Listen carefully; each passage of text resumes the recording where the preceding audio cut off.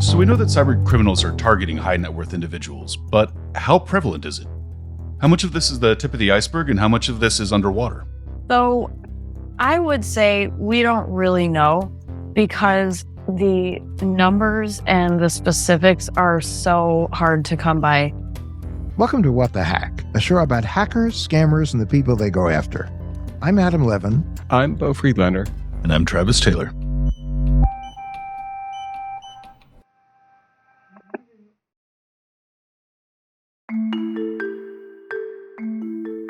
Emily Flitter, New York Times reporter. We're excited to have you on our show. Thank you so much for having me. Emily, it's great to have you on the show. And I have to say, I'm very excited to talk to you. I just got your book, The White Wall, How Big Finance Bankrupts Black America. Can you tell us a little bit about the book, Emily? So the book goes through the different parts of the financial system and basically describes how much racism is there all the time. From when a Black customer walks into a bank to do something like cash a check or even withdraw their own money, to insurance policies and what happens when a Black claimant files a claim, all the way up to high finance, where employees at the biggest financial institutions who are Black have a really difficult time. I was amazed at how redlining is alive and well in this country. I know better to think that there's no racism in the financial system, but I was shocked to hear how pervasive it was. It's really bad. And the thing that has become such a huge element of the discussions that I've had with people since the book has come out is how big the divide is between the world in which privileged white people function and just have no idea that this is happening. And then the world in which, if you're Black, this is so familiar to you. That is, among other things, your beat at the New York Times. You worked at Reuters before that. And we're having you on the show today to talk about a financial crime. How did you come upon this story? My beat is pretty broad. It's the impact of finance on society. I have a long history of writing about financial crime. I've been writing about the FTX blow up, the bankruptcy, and the revelation that the entire company was basically a fraud. And the story that I did recently, which was about how scammers have figured out how they can mimic bank customers' voices using AI to try to get into their bank accounts and get them to transfer money to the scammers. This is becoming a more and more pervasive problem for sure. What's interesting about this is that the person that you interviewed, he's been unwilling to talk about it on our podcast or on any other media outlet because he doesn't want to get scammed again. I've had experience working with high net worth people, but the one thing that's clear is they don't really want to talk about it. How did you get him to talk? Clive is a businessman in South Florida. I'm from South Florida and I go back there frequently, and I met Clive years ago. And when this happened to him, he, already knew me and trusted me and came to me with this story. And we talked about how important it was that this story get out in the public, because certainly the banks do not ever want to talk about this.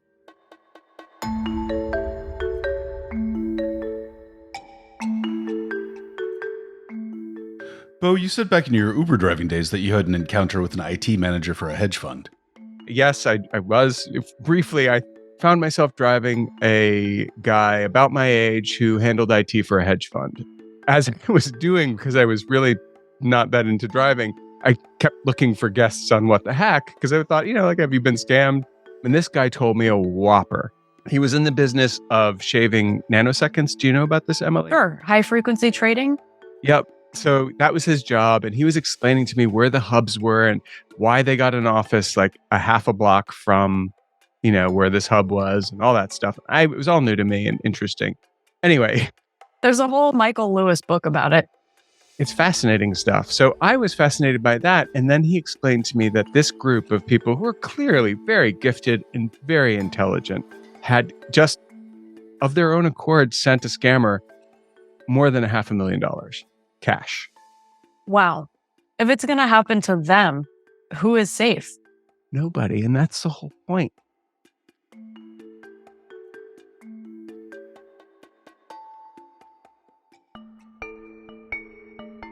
So, Emily, what happened? What's Clive's story? Clive is very much, an independent operator. He's not running an office with a bunch of employees or working for a large corporation. He invests his own money and he pools investors' money to invest in companies, in startups. And he was putting together a deal, and it involved getting a bunch of investors to all pool their money in a specific bank account that he controlled at Bank of America. So he calls up the banker, the business banker who he normally deals with in an office in Palm Beach County in South Florida. And he says to her, look, I'm going to be collecting some money. It's several $100,000. And then I'm going to go to Israel, which is where the company was that he was going to invest in. And he said, eventually, I want to transfer this money, which is the seed money for this investment, to another bank. And I'll give you the instructions, but just wanted to let you know, because I'm going to be out of the country, that this is happening. And these instructions will be forthcoming.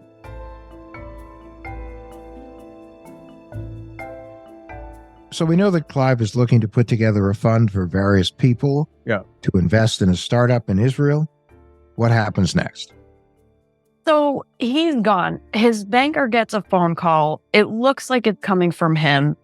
She picks it up, and it's his voice, but it doesn't make a lot of sense. It's repetitive. When she tries to talk, this voice interrupts her, and it's really creepy. But this garbled message is coming through, and the message is that the money needs to be transferred somewhere else. And she's really suspicious, so she hangs up, and then her phone rings again. Again, it really looks like it's his number. She picks it up, and it's the same thing. It's like, it's him, but there's something off, and she just, at that point, is really freaked out. So did they clone his phone number? That is the best guess of everybody involved. That sort of seems to imply a little bit of insider knowledge there. That someone knew who he was, knew his number, and knew to call this one person. That's right. And when Clive first told me this story, I mean, I was sort of like having to piece together how it could have happened, starting from the end point without knowing what was the backstory, and basically like looking at a machine, but not being able to open it up and see all its parts. With most hacks, I think we're finding that it's really our best guess. Half the time, we just don't know. Even when we think we know, we don't really know. This is based on my interviews with experts in this field who do security for banks and who are focused on hacking and cybersecurity. Hackers often break into large financial institutions, and they can get really important data like social security numbers and bank account numbers. But the people who break into these big organizations aren't the same people who know necessarily how best to use this data. So you've got these teams of people, they're constantly attacking these big banks and big financial companies. And when they get in and they're able to get batches of social security numbers or bank accounts, I mean, we're talking about hundreds of thousands or even millions of customer data points. What they do is they sell it. They sell it in the black market of the internet using all of the sort of clandestine tools that hackers use to move things around without being able to be traced. And the buyers of these data are the people who better know how to use them. And what they do, they research these individual data points and try to build a profile of a person who might own, for instance, this bank account. let's say you have an account and a social security number. You basically are looking for that needle in a haystack. You're looking for the account of somebody who is wealthy enough that you care what's in that bank account. Like Adam. Exactly. Sadly true, but it's something we're going to be exploring at length in an upcoming episode. Were you able to kind of get a sense of how these criminals work and they drill down until they find a good target? Yes. So the people who are sort of the intermediaries here, they've bought the data from the hackers. Their whole value add is doing this research. They sit down and they just comb through all of this information that's on the internet and see if they can build up matches. Do I know exactly how they do that? No. Well, I think a lot of it, actually, there's some sorting that probably can be done through programming a code. And I'm also thinking some of it, or a fair amount of it, is open source intelligence kind of work, where you look up a name and you cross-correlate it with, big donations to not-for-profits or to political campaigns, and you can really easily start to see a pattern. Oh, absolutely. I think the hard part would be, and this is literally just actually my own knowledge of knowing how to work up a profile of a person using open source data. I think the hard part would be narrowing the initial batch down from the hundreds of thousands of different bank account numbers you might have. How many people statistically are going to have a real lot of money in their bank accounts versus, an account with $50 in it? You don't care about that. And you have to find who's worth going farther. Once you have that, though, it is so easy to find a ton of personal information, especially about rich people on the internet. You can find out who is going to society events because there are all these pictures. So they've got to be rich, right? I mean, if they're showing up in a really fancy dress to the Metropolitan Museum of Art garden party, chances are they've got more than $50 in their bank account. There's all kinds of free stuff on the internet that will help you build a profile. And you don't even have to know exactly how rich they are. You just have to make sure that your judgment is that they are an adequate target. You could you could buy a list, but the ultimate shortcut is break into the high net worth group in each of these financial institutions, see if you can hack into email systems or get your hands on the different files they have of the people that are their most important clients. Great idea, Adam.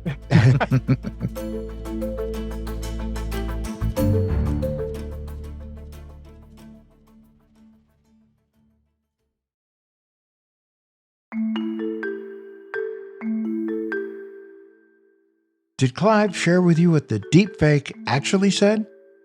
So what he said was it was garbled. His banker really thought it was his voice, but it was not fooling her in the sense that there was something just fake about the voice. I mean, it didn't sound like a smooth talking Clive who knew exactly what Clive wanted. As he said, it was repetitive. It was talking over her.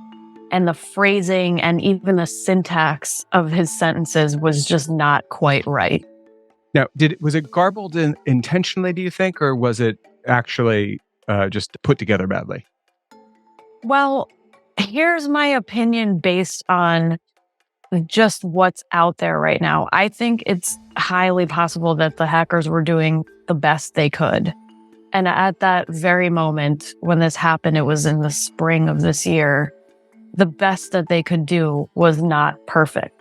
Has Clive done a lot of public speaking? Are there a lot of publicly available recordings of his voice, or is it pretty limited? He has done public speaking. I tried to find examples of it on the internet, and I had no problem. He gave a speech at a conference on startup investing, and he also did a fundraiser that required him to post a short video of himself eating a huge lump of horseradish, which actually, if I'm imagining myself as a hacker trying to kind of put together a fake version of somebody's voice using technology, I would want something like that because it's a little bit more varied and dynamic and emotional than a lot of public speeches may be. That's pretty common for hackers, is to find existing media and harvest it. Now, did the voice sound like Clive after he just finished eating the horseradish? I knew somehow. I didn't get to hear the voice. I mean, I would have loved to have heard it. And it makes me wonder whether Bank of America has that recording somewhere in the giant, vast stores of data that it has. But I don't know. And, Adam has done a lot of public speaking. He's done a ton of appearances on TV and radio. So I'm just putting it out there, Travis, Emily, if you want in, We Thanks, really need guys. to stop giving people the wrong idea. But that is the reason why I think Clive very intelligently did not want to do a lot of media about this, because the more you're out there, the more you're out there. And my voice, go ahead, use it to do something. I guarantee you it won't work. Or, great, you barely go buy a bike. But I mean, with people who are high net worth individuals, their voice is worth a lot of money potentially. Well, Emily, do you think that they have voice verification systems, voice printing systems that the banks are using now, or we're not there yet? Oh, no. They definitely use voice verification at the big banks in call centers. But the difference between having a sort of trap that catches all of the bad stuff that's coming in through a voice verification system, where as the customer, you're calling up and sort of like this AI is taking over. It wants to make sure that it's you. And so you have to say some kind of predetermined phrase, or you just have to say your name and the thing checks you out.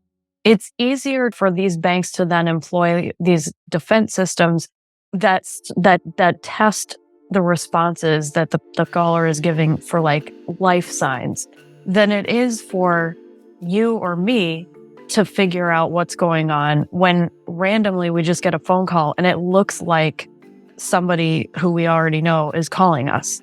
If the deep fake, which is what these things are all called, is good enough, I think that the problem really is when a human is answering the phone and having to make a determination himself or herself about who they're hearing. Part of it is the relationship that the individual has with his or her banker. Because I know that I have certain bankers who call me, and actually they call me, and we have kind of this little repartee that we have.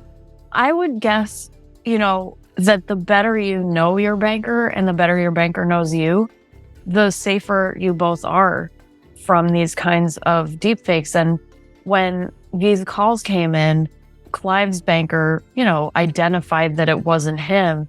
And she shut all communication down with him. She wouldn't even answer his emails until he actually visited her in her office in South Florida. And so that's the way you could get around that. But another way you could get around it on the phone is if you have a rapport where you're joking, you have some kind of like thing that requires a human brain that would elicit like a response from either one of you, like, oh, the real so-and-so, the real Adam would never actually say that. I know that because I know Adam. No, but the thing is, the real Adam, this guy right over here, if there are tons of instances on this podcast of Adam saying something sarcastic in Yiddish and his financial officer, or the person in charge of his account, or the person who works for the person in charge of his account, knows that if Adam's going to call and wire money, he's probably going to say something like, "Kill me," or whatever, or like, I how are you doing? Well, I'm good for the time being, but I'm about to be worse, something like that. And that is the missing ingredient. Travis, we have some experience with this.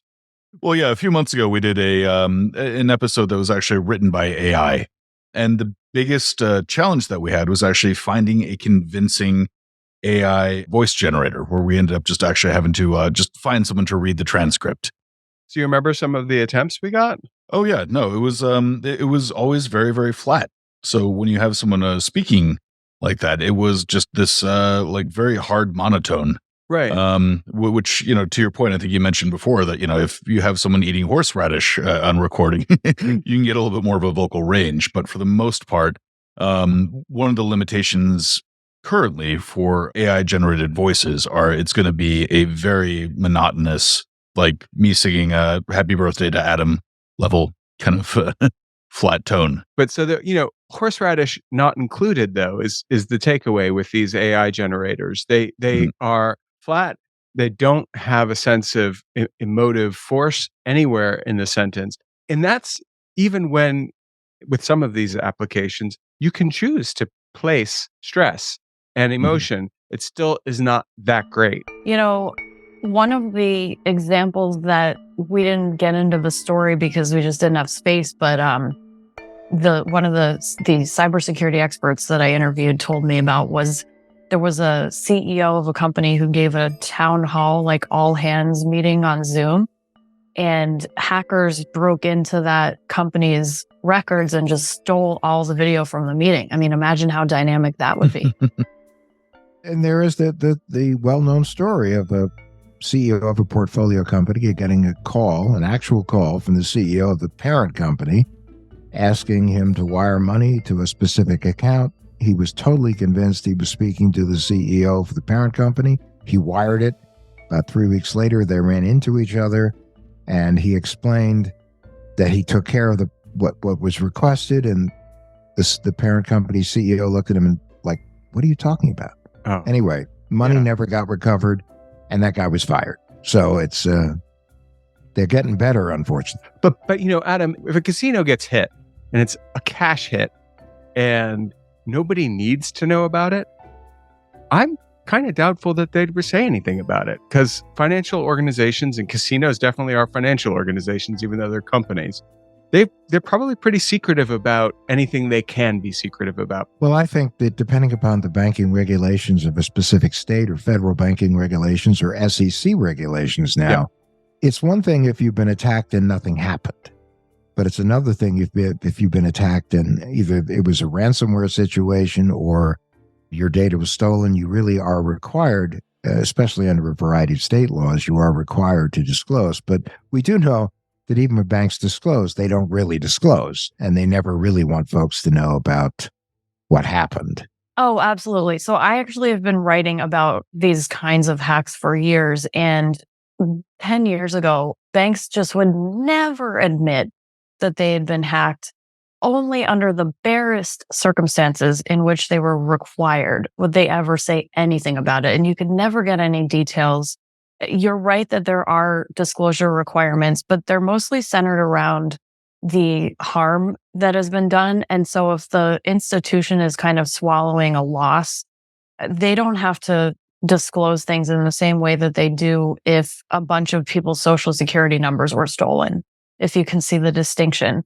But even in cases where they're not hacked, and money is stolen from them, they really don't want to talk. And this was one of them. Clive actually told me that not only did this happen at Bank of America, but that he has another institution that he works with for wealth management, and that he actually had a discussion with his wealth manager about how this institution internally had been warning its employees about these voice deepfakes. And I said, okay, well, do you think your wealth manager would want to talk to me? He said, no way.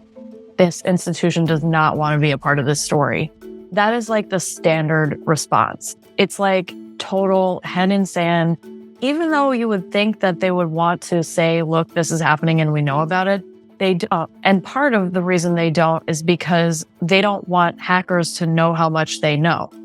The FBI and the Secret Service both investigate certain aspects of cybercrime, and they only release information about the losses from attacks and about the number of attacks in aggregate in these reports that come out in a lag, and they're very nonspecific. So from the most recent report, which was the 2022 annual report, I can see that over the past 5 years, the FBI has seen almost $28 billion in losses from internet scams and attacks. And we're talking about like a ton of different kinds of attacks that could be phishing. They could be hacking and stealing personal data. They could be calling people on the phone and pretending to be tech support and then getting people to go to their computers and, open them up, that kind of thing. The Secret Service is specifically involved in dealing with attacks on financial institutions. And what they say is that recently they have stopped billions of dollars from being taken out of the US from these hacks. But it's really, it's just incredibly vague. So we don't know. I can't tell you, from a bank name, how much the bank has lost over the past 5 or 10 years to hacks like this.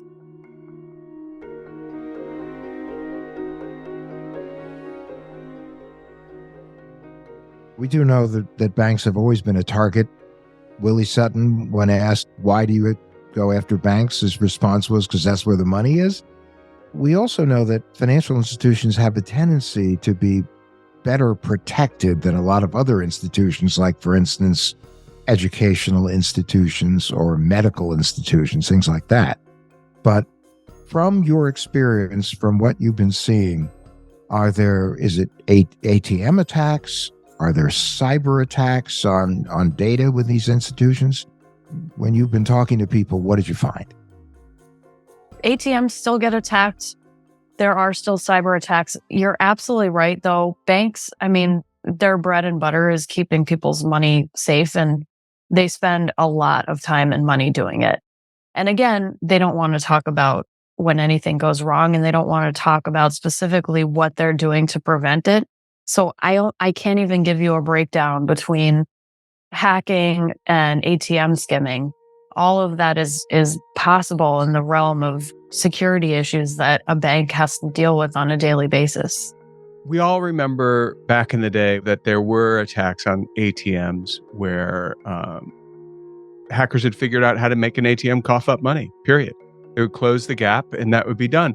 We know there were cyber breaches where people got the kind of information Adam was talking about. And they can even target the high net worth people that Adam suggested might be the quickest route if you're a criminal looking for a way to get into this sort of business. Sure. But how do banks deal with successful crimes? For hacks, they pretty much have to eat the loss. They're never going to call customers. And really, how could they? If hackers come in and hack a bank and take some money, what are they going to do? Blame it on the customer whose account got hacked? There's no way to do that. So if a hack happens and actual funds get transferred, that's on the bank. They don't announce it, and law enforcement doesn't announce it until way later, and they don't use the bank's name. So we just really don't know how often this happens to any one institution. How often do hackers really breach the security systems of these banks and get money? I'll tell you one thing we do know, and that is that if individual retail customers from these big banks get scammed, the banks basically want no part in it. So, I get stories all the time, and they're really sad about, like, somebody wrote to me last week, their parent was the victim of a horrible scam that went on for months, where these people convinced this elderly person that they were investigating a crime and that they were actually investigators connected with the bank that the person had. And then they said something like, order iPhones and leave them in a box on your porch steps, and then transfer money to this account so we can follow it and trace it and see if we can find the bad guys. And stuff that when you and I would hear that, we would know that there's no way real investigators would ever make somebody do that. But this person believed them, transferred more than $1 million from their bank account. And we're talking like a regular savings account that this person had, and basically drained their life savings. And the bank was like, that's not our problem. I know of a couple where they had a joint savings account that had $50,000 in it. They weren't watching it on a daily basis, and all of a sudden, there was a second account opened up that had the wife's name on it, but the name of somebody that had no relationship to the family. And then a week or two later, a third bank account was opened that didn't have the wife's name on it, that had two other names on it. And the money was quietly moved from bank account 1 to 2 to 3. When they finally noticed it, they notified the bank, and the bank for months said, not our problem. You should have been watching more carefully, not our problem, which was, pretty distressing. That's terrible. Is that the end? Eventually, because they were the squeaky wheel and they kept pushing and pushing and pushing, they did end up getting it resolved in their favor. But I have no doubt that people who would have been less aggressive might have been forced by the institution.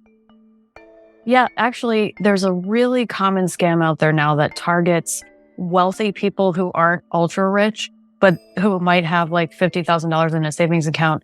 It's where the scammers will call, and the call that's coming in looks like it's actually from the bank. It'll say something like, a name of a big bank and then fraud detection services. And the caller says, we've noticed some fraudulent activity in your account and we want to verify that you made this transaction. And the person says, oh my God, I didn't want that money transferred, to where you're saying, like, please stop it immediately. And the fraudster then goes, okay, well, quick, give me your PIN number, this one-time access code, like I'm going to send you, and you read it to me. What they've done is they've already sort of gotten sort of halfway into the bank account online, and they need to get the rest of the way. And the person on the phone actually helps them reset the password and reset all of the information so that this person can now transfer. Banks are saying that's not our problem. Guys, enough of the instruction.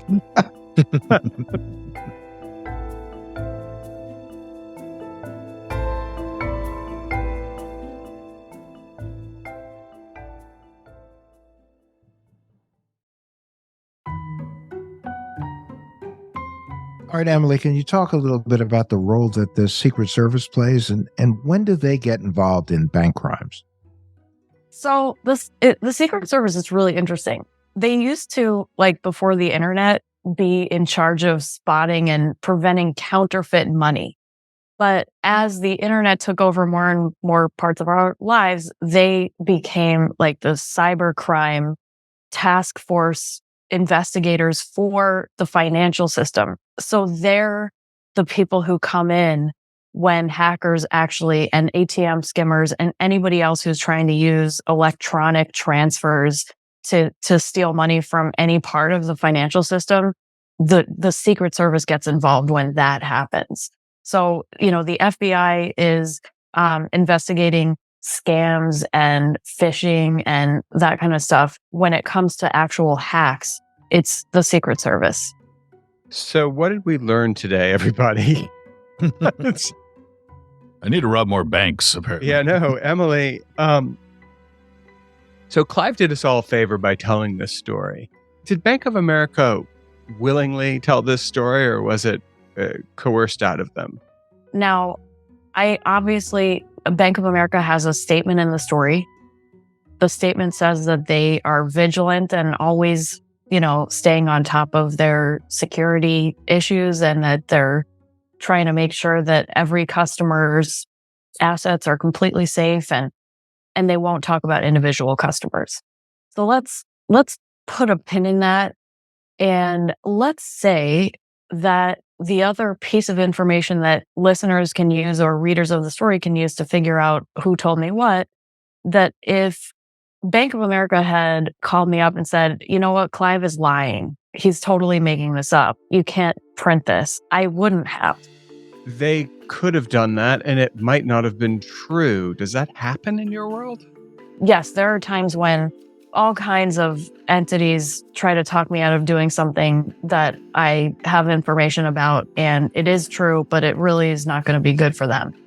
But I think in this case, if that had happened, I just would have been like, look, I've got this customer of yours who's got really specific details, and he's going on the record and he's saying that this happened to him. Like, really? Are you going to, how far do you want to take this? It did. I mean, that didn't, It did not happen. I mean, I can only say what Bank of America said, that's in the story. Let me put it this way. If I had reason to doubt that the Clive story was true, I wouldn't have used it. And so I did check it out. I'm sure plenty of people have been listening to this episode and they've been wondering, how likely is this sort of crime? And could it affect me? Is this a crime that is endemic to high net worth individuals, Emily, or is this something that everybody should be thinking and worrying about? So I think that there are a couple of answers to that question. We have a huge privacy problem in the world, but specifically in the United States. I mean, we are like giving our sensitive personal information away for free left and right. Is that going to come back and bite us? Maybe. And this is how it's happening.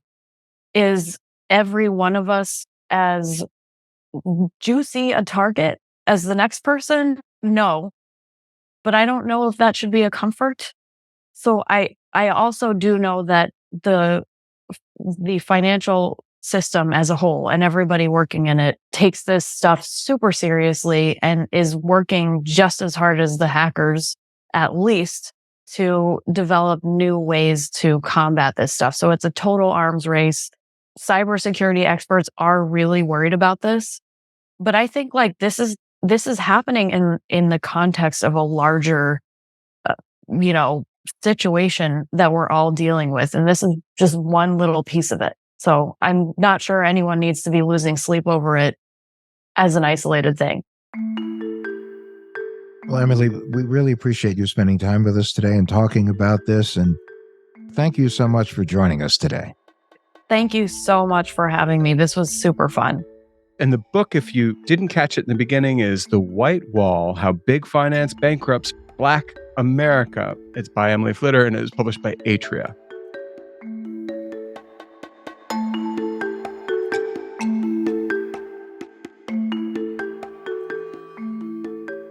So, Adam, I find it very interesting that I probably could double or triple my salary just by pointing a criminal in your direction.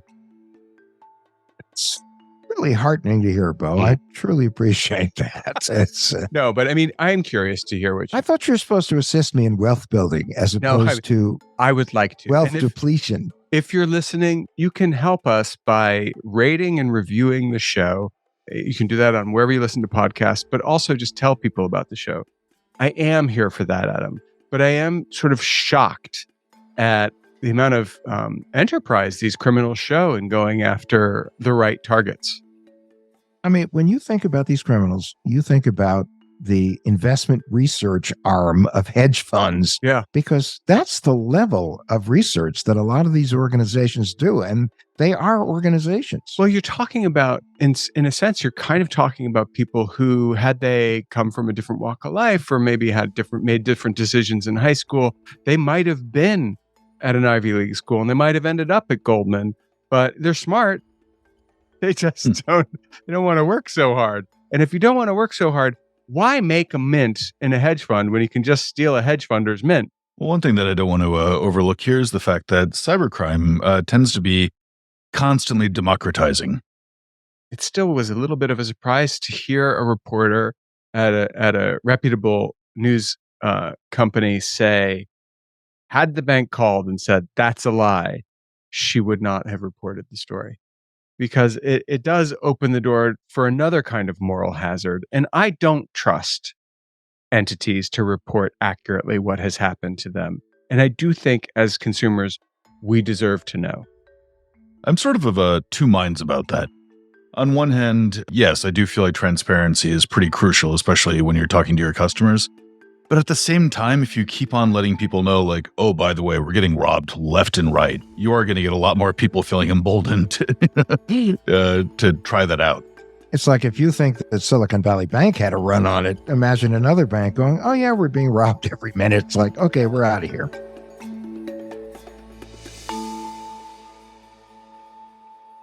Guys, it's time for a tinfoil swan. Our paranoid takeaway to help keep you safe on and offline. Can someone steal my voice? When I answer the phone and I suspect it might be not my bank, if I don't know who's calling, I usually say something along the lines of,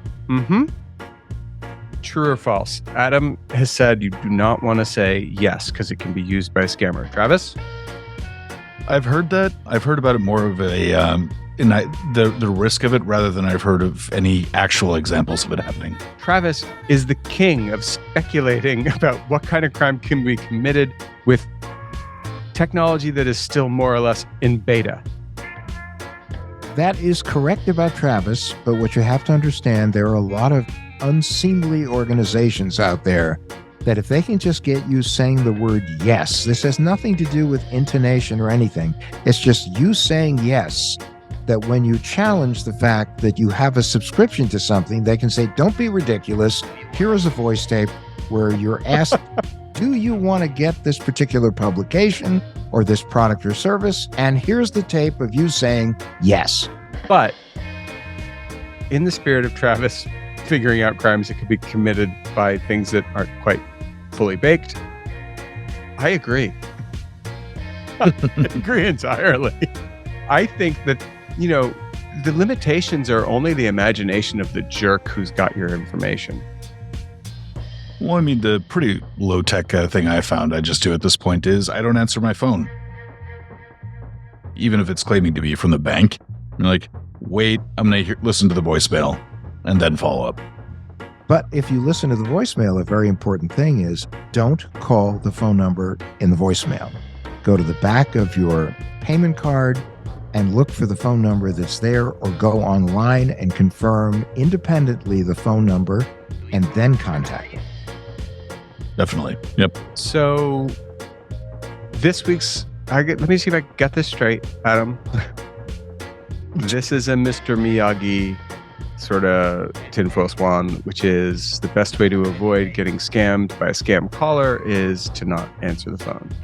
There is no upside to answering the phone when the number you see is either an unfamiliar number or a vaguely familiar number, or even a number that looks like it's the real deal, because if it's important, they'll leave a message. If they leave a message, you'll have a clue as to who it is, but you still need to independently confirm. Always question, always verify, never trust. And that's our tinfoil swan.